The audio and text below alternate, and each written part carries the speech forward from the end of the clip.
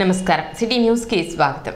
Duggirala cold storage అగ్ని ప్రమాద బాధితులకు నష్టపరిహారం చెల్లించాలని కోరుతూ పసుపు రైతులు సబ్ కలెక్టర్ కార్యాలయం వద్ద ధర్నా నిర్వహించారు. కోల్డ్ స్టోరేజ్ అగ్ని ప్రమాద ఘటనలో పసుపు పంటను కోల్పోయిన బాధిత రైతులను ఆదుకోవాలని కోరుతూ సబ్ కలెక్టర్ కు వినతి పత్రం అందజేశారు.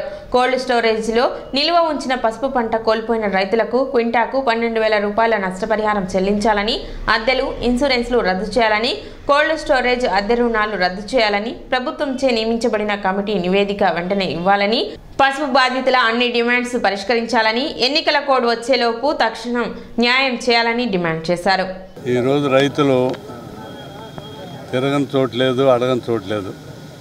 కలెక్టర్ గారు, ఆర్డీఓ గారు, అలాగే కోల్డ్ స్టోరేజ్ ఓనరు అందరి దగ్గర రోజువారీ తిరుగుతూనే ఉన్నారు. కానీ ఏమీ స్పందన లేదు. ఎందుకంటే వాళ్ళ రైతులు ఇన్సూరెన్స్ కడితే ఆటోమేటిక్గా రావాలి. అది 5,000 కట్టారు. 5,000 కట్టారు. 5,000 12,000 అయింది. వాళ్ళ కోల్డ్ స్టోరేజ్లో అసలు ముందు 2 పాయింట్లు నేను చెప్పేది ఎక్కువగా. కోల్డ్ స్టోరేజ్లో మంటలు ఎందుకు ఆర్పలా? మంటలు ఆర్పే సిస్టమ్ ఉందా లేదా? కోట్లు ఉంటుంది, దానికి కూడా ఖర్చు. మంటలు ఆర్పే సిస్టమ్ ఉందా లేదా? ఆ సిస్టమ్ ఉంటే ఎందుకు ఆర్పలా? మంట అంటే మొదట్లోనే బగ్గుమని తాడెత్తుని లేకపోతే మంట ముందు మొదలయ్యేది కొద్దితోని మంట. ఆ మంట ఆ స్థాయిలో ఆరిపోయాలి. మరి యాజమాన్యం మంటలు ఎందుకు ఆర్పలేదు? దాని బాధ్యుడు ఆయన కాదా? అందరి దగ్గర డబ్బులు రూపాయి గోల్డ్ ఒడగొట్టి వసూలు చేసిన కోల్డ్ స్టోరేజ్ ఓనరు మంటలు ఆర్పే బాధ్యత ఆయన తీసుకోడా? ఎందుకు ఆర్పలేదు? ఆర్పినప్పుడు ఆయన బాధ్యత వహించాలి. ఒకటి. రెండోది, ఇన్సూరెన్స్ని బట్టే ఇస్తారు వాళ్ళు. గతంలో 5,000, 4,000, 5,000 ఉంటే 5,000, 6,000 చేశారు. అదే 6,000 చేశారు ఇన్సూరెన్స్ వాళ్ళు అని చెప్పి 6,000 చెబుతారు. కానీ వాళ్ళు 12,000 అయింది. 12,000 అయితే 12,000 కూడా సరిపోను కట్టే డబ్బులు గోడౌన్ కోల్డ్ స్టోరేజ్ ఓనర్ దగ్గర ఉన్నాయంట. కార్యక్రమంలో ఆంధ్రప్రదేశ్ రైతు సంఘం జిల్లా అధ్యక్షులు వి కృష్ణయ్య, బాపట్ల జిల్లా రైతు సంఘం అధ్యక్షులు వేములపల్లి వెంకటరామయ్య, ఏపీ పసుపు రైతు సంఘం రాష్ట్ర కన్వీనర్ జొన్న శివశంకరరావు, జీడీసీసీ మాజీ చైర్మన్ మొమ్మనేని వెంకట సుబ్బయ్య, పసుపు రైతుల సంఘం రాష్ట్ర కమిటీ సభ్యులు ములకా శివసాంబిరెడ్డి తదితరులు పాల్గొన్నారు. ఆనాడు ఇన్సూరెన్స్ 4,500, 5,000 చేసామని చెప్పేసి ఆ క్రమంలోనే ఇప్పుడు 12,000 రేటు పలుకుతూ ఉన్నా దానికి గురించి యాజమాన్యం మాట్లాడే పరిస్థితి లేదు, ఇన్సూరెన్స్ వాళ్ళు మాట్లాడే పరిస్థితి లేదు, ప్రభుత్వం మాట్లాడే పరిస్థితి లేదు. మేము ఈరోజు ఒకటే డిమాండ్ చేస్తూ ఉన్నాం. ఇవాళ ఏదైతే ఇవాళ కింట 12,000 రూపాయలు మార్కెట్ ధర ఉన్నదో ఆ ధర ప్రకారమే ఇన్సూరెన్స్ వాళ్ళు ఇస్తారా, లేదా కోల్డ్ స్టోరేజ్ యాజమాన్యం భాగస్వామ్యం వహించి ఇద్దరు కలిసి ఇస్తారా, లేకపోతే ప్రభుత్వం కూడా మూడో పార్టీగా జాయిన్ అయ్యి మాకు 12,000 రూపాయలు ఇస్తారని తెలుసుకోవాల్సింది ప్రభుత్వమే మీడియేటర్గా ఉండి ఇటు యజమానితోనూ రైతు సంఘ ప్రతినిధి బృందాలతో చర్చలు జరిపి ఒక అగ్రిమెంట్కి రావాల్సిన అవసరం ఉన్నా ఇంతవరకు ప్రభుత్వం దాని గురించి ఆలోచించిన పరిస్థితి లేదు. ఆ క్రమంలోనే 12,000 రూపాయలు ఇన్సూరెన్స్ నుంచి కానీ ప్రభుత్వం ధరల స్థిరీకరణ నిధి 3,000 రూపాయల కోట్లు కేటాయించారు. అదే విపత్తుల సహాయ నిధి నుంచి 3,500 కోట్ల రూపాయల కేటాయింపులు జరిగినాయి. ఈ 6,500 కోట్ల రూపాయల నుంచి అయినా సరే ఏదో ఒక విధంగా మా రైతాంగాన్ని ఆదుకోవాల్సిన అవసరం ఉంది. తక్షణమే కోల్డ్ స్టోరేజ్ యాజమాన్యాన్ని పిలిపించాల్సిన అవసరం ఉంది. పిలిపించి యాజమాన్యాన్ని మొత్తాన్ని కూడా మా ప్రతినిధి బృందం చర్చలు జరపాల్సిన అవసరం ప్రభుత్వానికి ఉందని చెప్పేసి ఆ క్రమంలోనే ఈరోజు ఇక్కడ మేము ధర్నా చేస్తూ ఉన్నాం. జనవరి 19వ తేదీ దుగ్గిరాల గ్రామంలోని శుభం మహేశ్వరి కోల్డ్ స్టోరేజ్లో అగ్ని ప్రమాదం జరిగి సుమారుగా 1,20,000 బస్తాల పసుపు అగ్నికి ఆహుతైపోయింది. దాని గురించి అప్పుడు పలు దశలుగా అధికారుల దగ్గరికి వెళ్తే కలెక్టర్ గారు, సబ్ కలెక్టర్ గారి ఆధ్వర్యంలో మామూలు 30వ తేదీన ఒక 11 మంది కమిటీగా వారందరూ కూడా జనవరి 30వ తేదీ దుగ్గిరాల పశు మార్కెట్ యార్డ్లో బాధిత రైతులతో, రైతు సంఘాలు అందరితో కూడా సమావేశం నిర్వహించారు. ఆ నివేదికను ఇప్పటివరకు కూడా బయట పెట్టకపోవడంతో దాని గురించి ఈరోజు సబ్ కలెక్టర్ కార్యాలయం దగ్గర మేమంతా కూడా ధర్నా నిర్వహించడం జరిగింది. దాన్ని త్వరితగతిన బయట పెట్టమని అడగటం జరిగింది. సబ్ కలెక్టర్ గారు దాని మీద మేము కూడా మాట్లాడాము. యాజమాన్యం దగ్గర మాకు టెంటేటివ్గా డీటెయిల్స్ వచ్చాయి.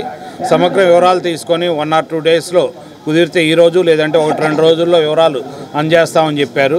అది పసుపు దాని గురించి యాక్చువల్గా యాజమాన్యం బాధ్యత రాహిత్యం పూర్తిగా ఉంది. ఇందులో అతను ముక్కు పిండి వసూలు చేస్తూ ఉన్నాడు. ఎవరన్నా సకాలంలో డబ్బు కట్టబోతే దానికి వడ్డీ కూడా కట్టించుకున్నాడు. కానీ ఫ్లోటింగ్ ఇన్సూరెన్స్ చేయకపోవడంతో రైతులందరూ కూడా ఆందోళన చెందుతూ ఉన్నారు. ఇన్సూరెన్స్ పోగా వచ్చే డబ్బులు మీరు ప్రభుత్వం ప్రకృతి వైపరీత్యాల నుంచి కట్టిద్దా లేదంటే ముఖ్యమైన సాయ నిధి నుంచి కట్టిద్దా అనేది ప్రభుత్వం. స్థానిక బోస్ రోడ్లోని నెహ్రూ నికేతన్ జూనియర్ కళాశాలలో నెహ్రూ నికేతన్ మేనేజింగ్ డైరెక్టర్ దాసరి మురళీకాంత్ పర్యవేక్షణలో ద్వితీయ ఇంటర్ ఆత్మీయ వీడ్కోలు వేడుకలు సందడిగా జరిగాయి. ద్వితీయ ఇంటర్ వీడ్కోలను పురస్కరించుకుని విద్యార్థులు చేసిన నృత్యాలు ప్రత్యేక ఆకర్షణగా నిలిచాయి. ఆడారు, పాడారు, అదరహో అనిపించారు. పలు పాత పాటలను ఆధునిక సంగీతాన్ని జోడించి విద్యార్థులు చేసిన నృత్యాలు ప్రత్యేక ఆకర్షణగా నిలిచాయి. ఈ విద్యా సంవత్సరం ఇంటర్ విద్యార్థులకు నిర్వహించిన క్రీడలు, నృత్యాలు, పాటల పోటీలలో విజేతలకు జ్ఞాపికలు, బహుమతులను అందించి అభినందించారు. ఈ కార్యక్రమంలో నెహ్రూ నికేతన్ వ్యవస్థాపకులు దాసరి ప్రకాశ్రావు, కళాశాల principal Veeranki Seshagirirao, vice principal P Nagashankar, అధ్యాపకులు, విద్యార్థులు పాల్గొన్నారు.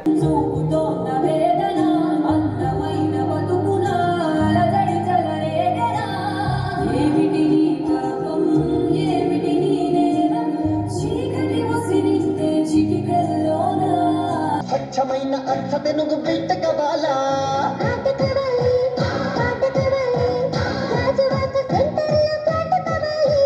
ముందే టెండర్ పెడితే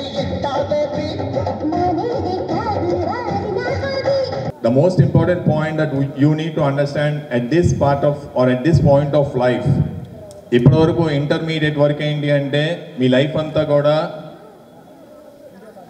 పక్కన ఒకళ్ళు ఉండి మిమ్మల్ని గైడ్ చేసి ఇట్స్ సంథింగ్ లైక్ వేలు పట్టుకొని నడిపించినట్టుగా ఉంటుంది. సరే, కొంతమంది మాకు అన్నీ తెలుసు వేలు వదిలేసి పరిగెత్తే వాళ్ళు చాలామంది ఉంటారు.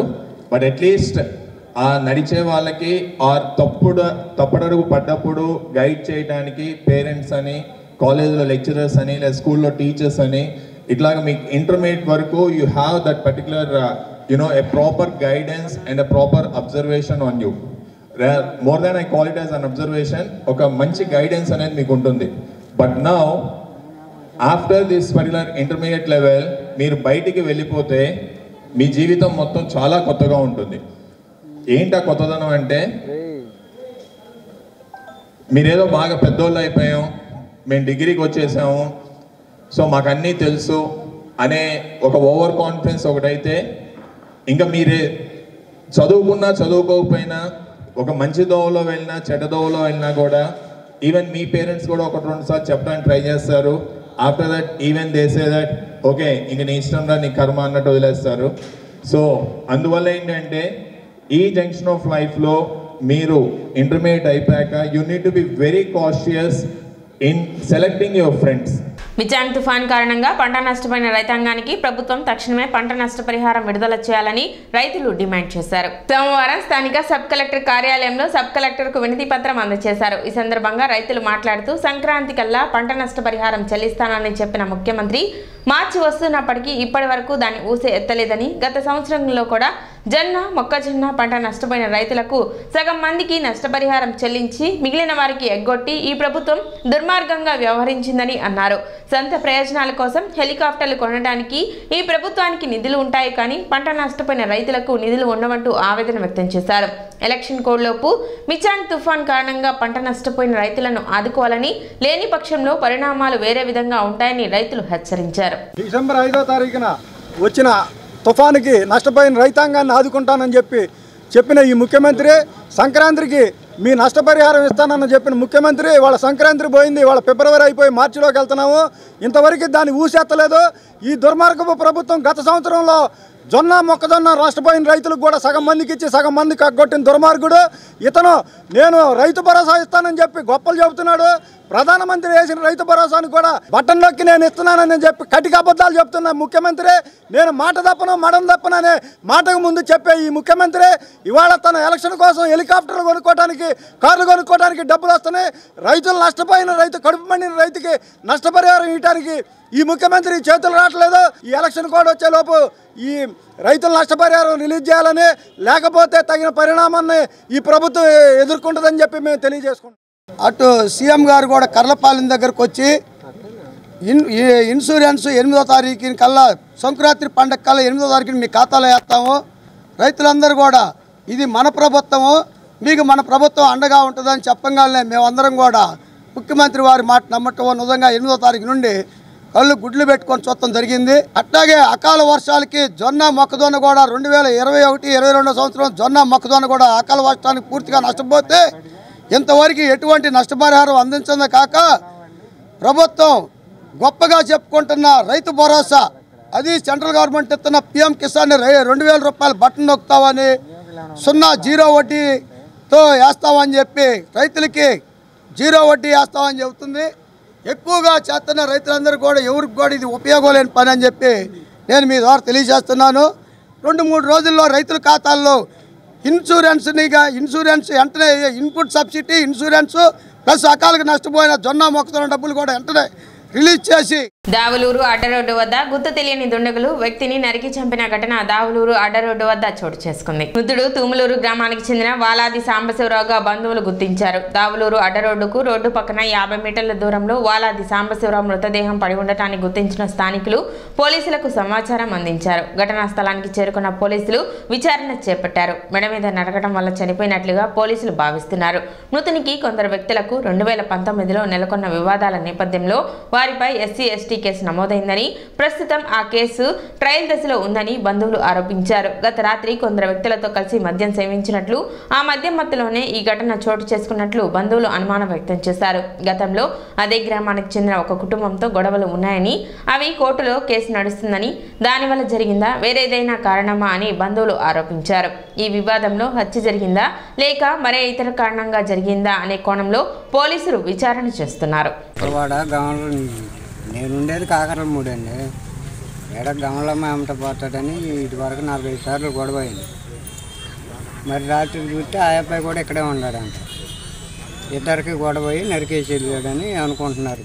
మరి ఇంటికి రాలేదండి. 7ంటికి వెళ్ళిపోయాడు. వచ్చినోడు అసలు ఇంతవరకు ఇంటికి రాలి తెల్లారి లెగ్స్ వాకిలు ఇద్దాం చెప్తే ఊరు చెప్పారు.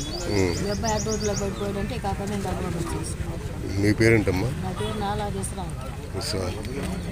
పాత గొడవలు ఏమైనా ఏమన్నా గొడవలు నాకు తెలియదండి. గొడవలు కదా నేనే ఉంటాను. ఇంతకుముందు జరిగిన గొడవలు ఉంటుంది. ఎందుకు గొడవలు ఉండయి గమలపాలిలో.